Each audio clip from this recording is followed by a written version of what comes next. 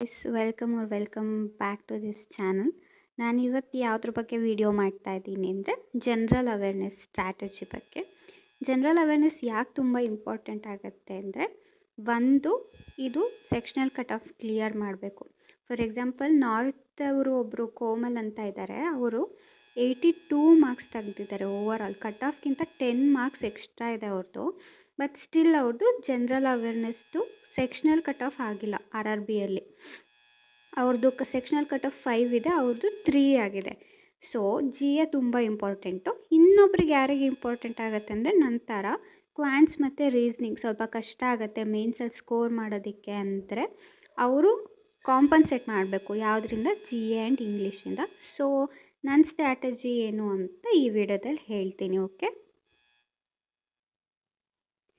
ಈ ಸರಿ IBPS calendar release ಆಗಿರುತ್ತೆ, ನೀವು ನೋಡಿರ್ತೀರ 2026. ಅದರಲ್ಲಿ ಮೇನ್ಸ್ ಯಾವಾಗಿಂದ ಸ್ಟಾರ್ಟ್ ಆಗುತ್ತೆ? ಫಸ್ಟ್ IBPS POದು ಮೇನ್ಸ್ ಯಾವಾಗಿಂದ ಇದೆ ಅಂದರೆ ಅಕ್ಟೋಬರಿಂದ ಇದೆ.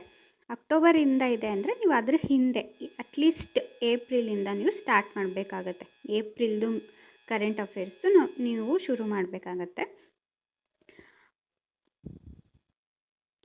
ನೀವು ಪ್ರಿಲಿಮ್ಸ್ ಆದಮೇಲೆ ಓದ್ಕೋತೀನಿ, ಪ್ರಿಲಿಮ್ಸ್ ಹೆಂಗಾಗುತ್ತೆ ಅದ್ರ ಮೇಲೆ ಡಿಸೈಡ್ ಮಾಡ್ತೀನಿ, ನಾನು ಮೇನ್ಸ್ ಓದಬೇಕೋ ಬೇಡವೋ ಅಂತ ಅಂದ್ಕೊಂಡ್ರೆ ನೀವೇನಾದರೂ, ನೋಟಿಫಿಕೇಷನ್ ಯೂಶ್ವಲಿ ಜೂನ್ ಆರ್ ಜುಲೈಯಿಂದ ಬಿಡ್ತಾರೆ. ನೋಟಿಫಿಕೇಷನ್ ಬಿಟ್ಟ ತಕ್ಷಣ ಏನಾಗುತ್ತೆ, ನಾವು ಪ್ರೀಗೆ ಓದ್ಕೊಳ್ಳೋಕೆ ಶುರು ಮಾಡ್ತೀವಿ. ಆವಾಗ ಕರೆಂಟ್ ಅಫೇರ್ಸ್ ನಾವು ಓದ್ಕೊಳ್ಳೋಕ್ಕಾಗಲ್ಲ. ನೆಕ್ಸ್ಟ್ ನಾವು ಪ್ರೀ ಆದಮೇಲೆ ಓದ್ಕೋತೀವಿ ಅಂತ ಏನಾದ್ರು ನಾವು ಯೋಚನೆ ಮಾಡ್ಕೊತ ಕೂತ್ಕೊಂಡ್ರೆ ಒಂದಾದ್ಮೇಲೆ ಒಂದು ಪ್ರೀ ಮೇನ್ಸು ಸ್ಟಾರ್ಟ್ ಆಗ್ತಾ ಹೋಗುತ್ತೆ. ನಮಗೆ ಅವು ಉಸಿರಾಡೋಕ್ಕೂ ಟೈಮ್ ಇರಲ್ಲ. ಸೊ ಬೆಟರ್ ನಾವು ಏಪ್ರಿಲಿಂದನೇ ಶುರು ಮಾಡ್ಕೊಳ್ಳೋದು. ಅದಕ್ಕಿಂತ ಮುಂಚೆ ಇವಾಗ ಫೆಬ್ ಮತ್ತು ಮಾರ್ಚ್ ಏನು ಮಾಡಬೇಕಂದ್ರೆ, ಬ್ಯಾಂಕಿಂಗ್ ಅವೇರ್ನೆಸ್ ಅದು ಕೂಡ ಇಂಪಾರ್ಟೆಂಟ್ ಸ್ಟ್ಯಾಟಿಕ್ಕಿಗೆ. ಅದ್ರ ಕಡೆ ಗಮನ ಕೊಡಬೇಕು. ನೆಕ್ಸ್ಟ್ ಏಪ್ರಿಲಿಂದ ಹೇಗೆ ಓದಬೇಕು, ಕರೆಂಟ್ ಅಫೇರ್ಸ್ ಯಾವ ಥರ ನಾನು ಹಿಂಗೆ ಓದ್ಕೊಂಡೆ, ನೆಕ್ಸ್ಟ್ ಹೆಂಗೆ ಓದ್ಕೋತೀನಿ ಅದ್ರ ಬಗ್ಗೆ ಹೇಳ್ತೀನಿ.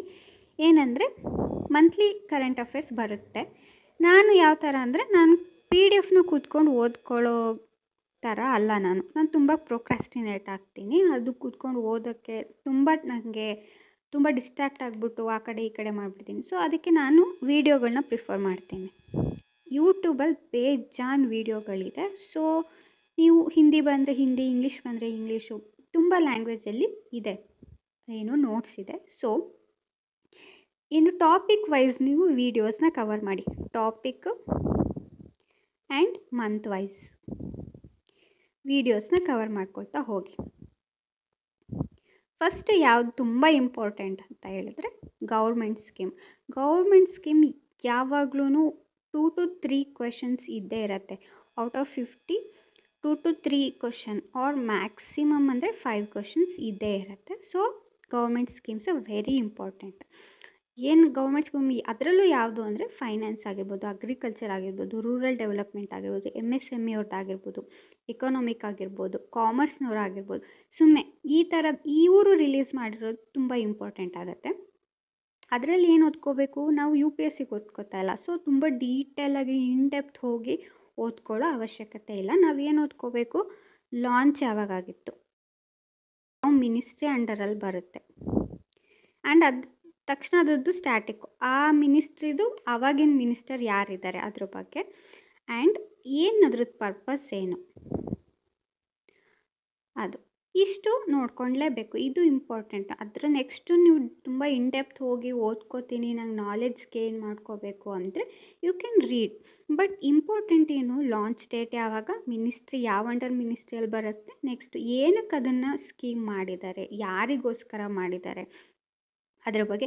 ಲಾಸ್ಟ್ ಟೈಮ್ ಸ್ಮೈಲ್ ಕೇಳಿದರು ಯಾವುದರಲ್ಲಿ, RRB ಕ್ಲರ್ಕಲ್ಲಿ, ಅದು ಯಾರಿಗೋಸ್ಕರ ಮಾಡಿರೋದು ಅಂತಲೂ ಕೇಳಿದರು.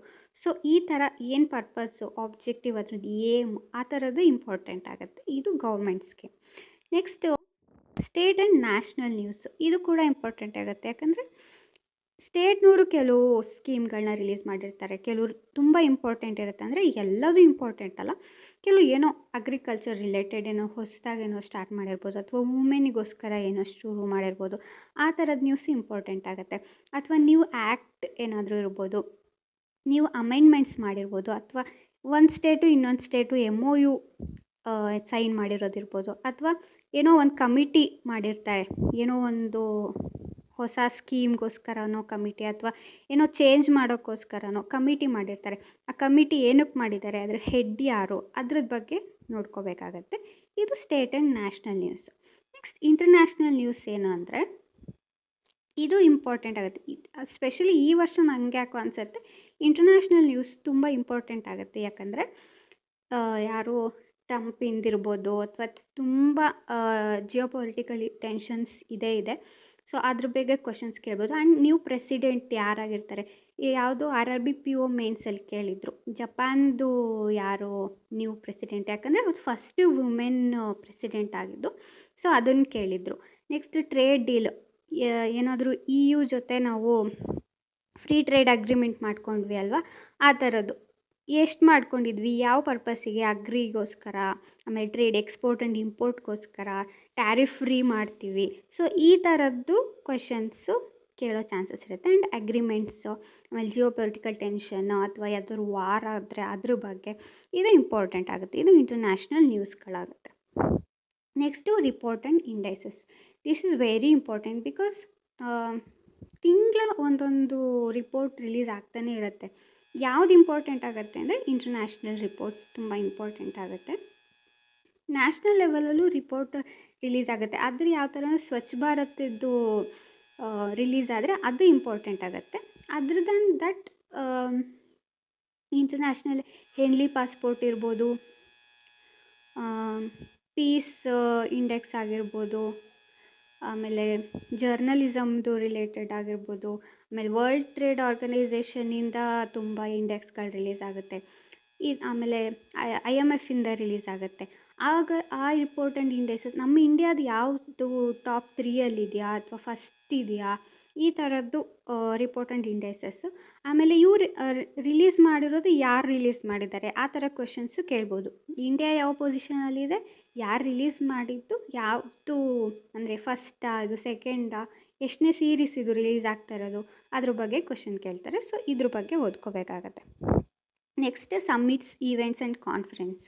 ಇದು ಇಂಪಾರ್ಟೆಂಟ್. G20 ಆಗಿರ್ಬೋದು, ಆ್ಯಂಡ್ ಆಸಿಯಾನ್ದು ಆಯಿತು, ಆ ಥರದ್ದು. ನೆಕ್ಸ್ಟು ಆ ಥರದ್ದೇ ಯಾವುದಾದ್ರು ಈ ವರ್ಷ ಯಾವುದಾದ್ರು ನಡೆಯುತ್ತಲ್ವ, ಅದು ಎಲ್ಲಿ ನಡೀತು, ಅದ್ರದ್ದು ಹೆಡ್ ಯಾರು, ಏನಕ್ಕೆ ನಡೆದಿತ್ತು, ಆಮೇಲೆ ಹೊಸದಾಗಿ ಯಾರಾದರೂ ಜಾಯ್ನ್ ಆದರೆ, ಹೊಸದಾಗಿ ಯಾವುದಾದ್ರೂ ದೇಶ ಜಾಯ್ನ್ ಆಗಿದೆಯಾ, ಯಾವುದು ನಬಾರ್ಡಲ್ಲೇನೋ ಕೇಳಿದರು, ಆಸಿಯಾನ್ಗೆ ಹೊಸದಾಗಿ ಯಾರು ಜಾಯ್ನ್ ಆಗಿದ್ದಾರೆ ಅಂತ.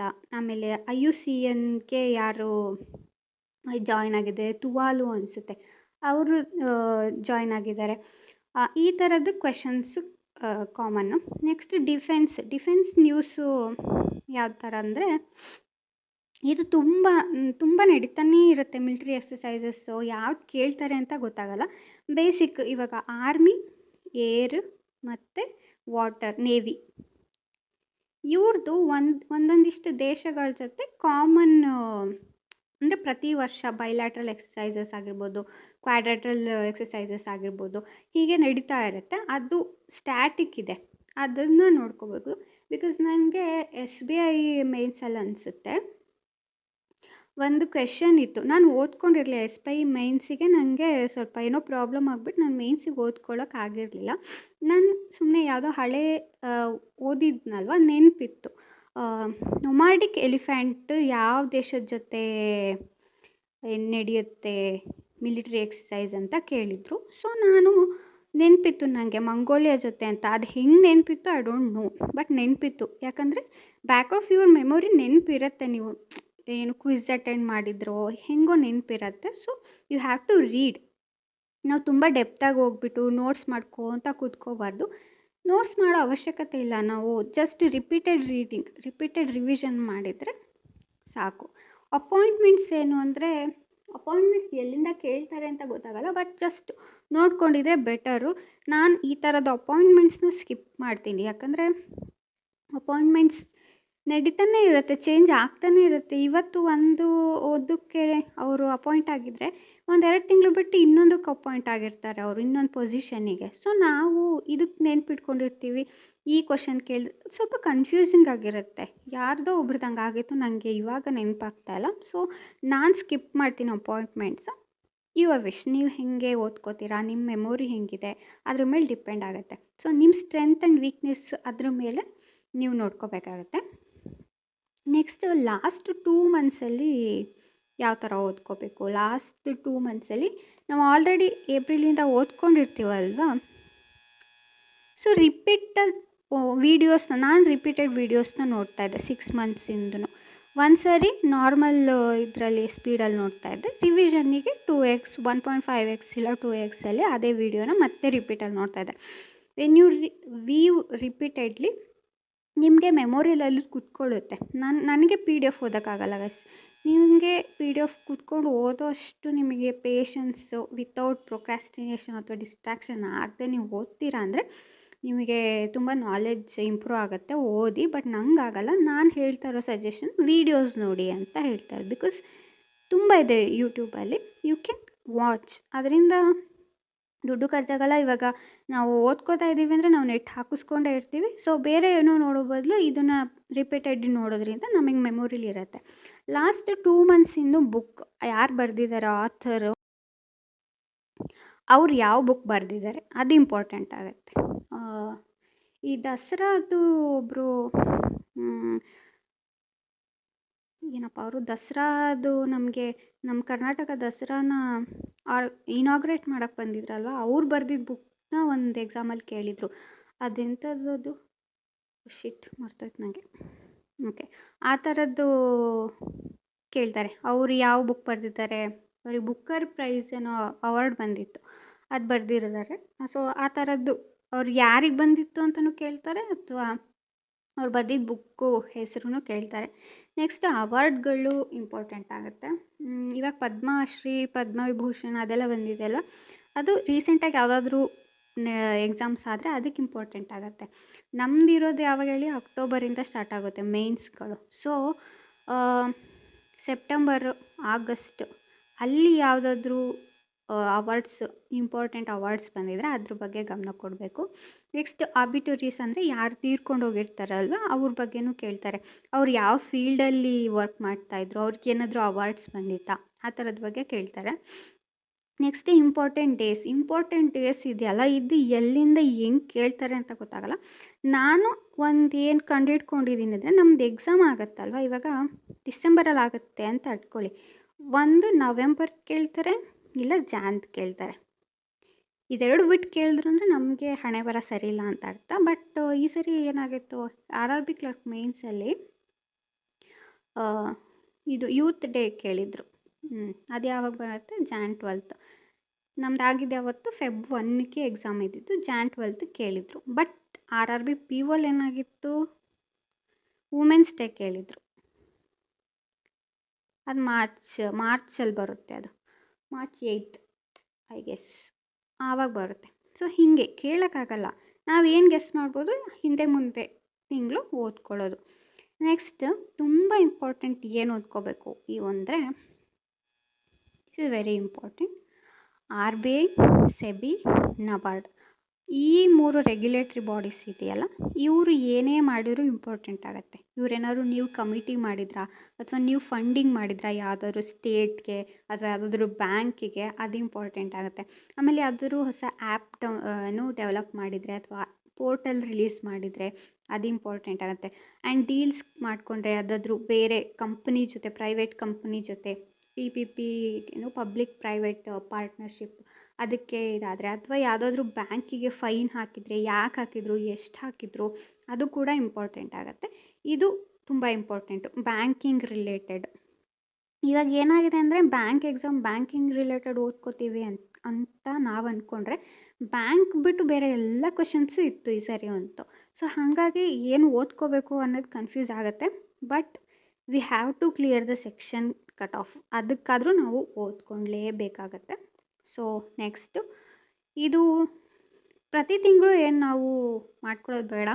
ಬಿಕಾಸ್ ಲಾಸ್ಟಲ್ಲಿ ಯಾರಾದರೂ ಒಬ್ಬರು ಯೂಟ್ಯೂಬರು ಇದನ್ನು ರಿಲೀಸ್ ಮಾಡೇ ಮಾಡ್ತಾರೆ, ರೀಸೆಂಟಾಗಿ ಪ್ರಿಡಿಕ್ಟ್ ಮಾಡಿರೋದು ಎಷ್ಟು GDP ಅಂತ. ಸೊ ನಾವು ಪ್ರತಿ ತಿಂಗಳು ಅದನ್ನು ಬರ್ಕೊಂಡು ನೆನ್ಪಿಟ್ಕೊಳ್ಳೋದು ಅವಶ್ಯಕತೆ ಇಲ್ಲ. ಲಾಸ್ಟ್ 10 ಡೇಸಲ್ಲಿ ಯಾರಾದರೂ ಒಬ್ಬರು ರಿಲೀಸ್ ಮಾಡಿರ್ತಾರೆ, we can read that. So G D P prediction ಇಂಪಾರ್ಟೆಂಟೇ, ಬಟ್ ನಾವು ಅದನ್ನು ಮೆಮೊರಿಲಿ ಹಾಕ್ಕೊಳ್ತಾ ಹೋಗೋದು ಬೇಡ. Next budget.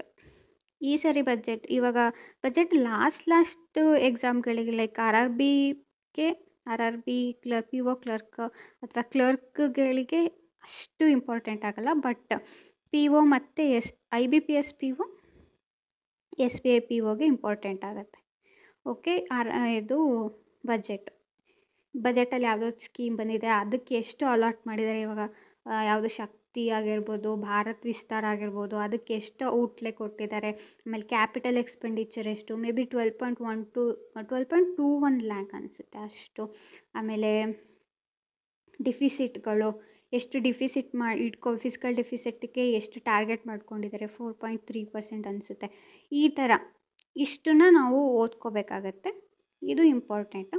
ಆ್ಯಂಡ್ ನಾನೇನು ಅಂದ್ಕೊಂಡಿದ್ದೀನಿ, ಪ್ರತಿ ತಿಂಗಳು ನಾನು ಹೆಂಗೆ ಓದ್ಕೋತೀನಲ್ವ ಅದನ್ನೇ ನೋಟ್ಸು ಯೂಟ್ಯೂಬಲ್ಲೂ ಹಾಕೋಣ ಅಂತ. ಬಿಕಾಸ್ ನನಗೆ ಟೀಚ್ ಮಾಡಿದ್ರೆ ನೆನಪಿರುತ್ತೆ, ಕೆಲವರಿಗೆ ಕೇಳಿಸ್ಕೊಂಡ್ರೆ ನೆನಪಿರುತ್ತೆ. So it's mutual. ನಾನು ಹಂಗೆ ಮಾಡೋಣ ಅಂದ್ಕೊಂಡಿದ್ದೀನಿ. ನಿಮಗೆ ಇಂಟ್ರೆಸ್ಟ್ ಇದ್ದರೆ you can subscribe. And subscribe ಮಾಡಿ ಗೈಸ್. ಯಾಕೆ ಮಾಡ್ತಾಯಿಲ್ಲ ನೀವು? ನೀವು ಮಾಡಿದ್ರೆ ನನಗೆ ಮೋಟಿವೇಶನ್ ಸಿಗುತ್ತೆ, ನೆಕ್ಸ್ಟ್ ವೀಡಿಯೋನೂ ಮಾಡ್ಬೋದು ಅನಿಸುತ್ತೆ ಅದಕ್ಕೆ. ಸೊ ಥ್ಯಾಂಕ್ ಯು ಇಲ್ಲಿ ತನಕ ನೀವು ಕೇಳಿಸ್ಕೊಂಡಿದ್ರೆ. And happy learning, all the best, bye.